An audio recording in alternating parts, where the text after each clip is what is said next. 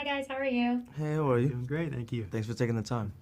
Yeah, of course. To start, one of my favorite things in sports movies are when we have this scene where it's like all of the team bands together to be like, "That's our guy," because it's it happens in every movie, but it's inspiring every single time. But to start, I wanted to ask you, Jharrel, how is it when you're filming those like quote unquote inspiring scenes that work in every movie in this genre, but is still unique to this story and Anthony's journey? Yeah, I think every genre has something necessary, something certain that should be in there to continue to amplify the story. And I love that moment because it just reminds you of the importance of the wrestling community. Wrestlers are alone on the mat. They go toe to toe by themselves. They can't tag somebody in when they get too tired or when they're stuck. But that doesn't mean that they don't have a family to lean on and a support system to lean on.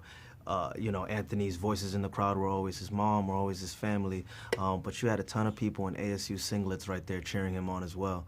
And so it's always cool to see that team spirit, especially because this movie leaned more towards the family dynamic, less than it's different from other sports films where you usually see the team as a whole, but we don't get the essence of the team here as much. So scenes like that where you see him being supported by them, I think were very necessary. Yeah, and on the flip of that, Anthony, how was it watching those scenes for the first time and kind of seeing those moments where an audience is going to have a different reaction come to life for you in your history? That was very special for me because when I got into wrestling, when I got into the Arizona State team, I wanted to earn my teammates' respect. I didn't want them to see me for my missing leg and for me to allow that to hold me back in my life or to use it as an excuse being on that team. So, to be recognized as and just gain that respect from them, knowing that I would be suffering with them, knowing that I'd be struggling, that I'd be showing up to those difficult practices that we had to do, I was part of the family. And that's something that's earned, it's not given. And so to go through those experiences with them, I feel like I earned that position with them and just to be a part of their family and them to be a part of mine. One of the things we're doing movies that are period pieces that I was growing up during, and I don't love that because I'm like, that's not that long ago. But I do love the little nods to like the time period with music and stuff. And so I wanted to ask both of you, what was one thing in this movie that you guys were like, that's kind of cool that they brought that into this to kind of set the tone for what year it is? I think you said it correct.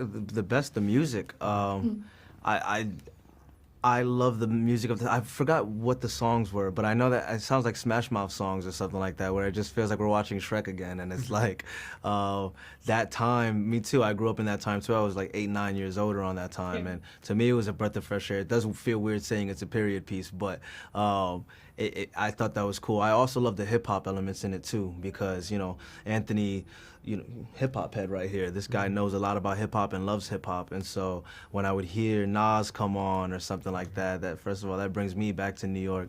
And it just put such flavor to the film. And I think Billy and everybody who put together the music was smart for that. Yeah, Anthony, was there one thing that you were like, yeah, I did used to do that? That is something that I did. It was absolutely the music.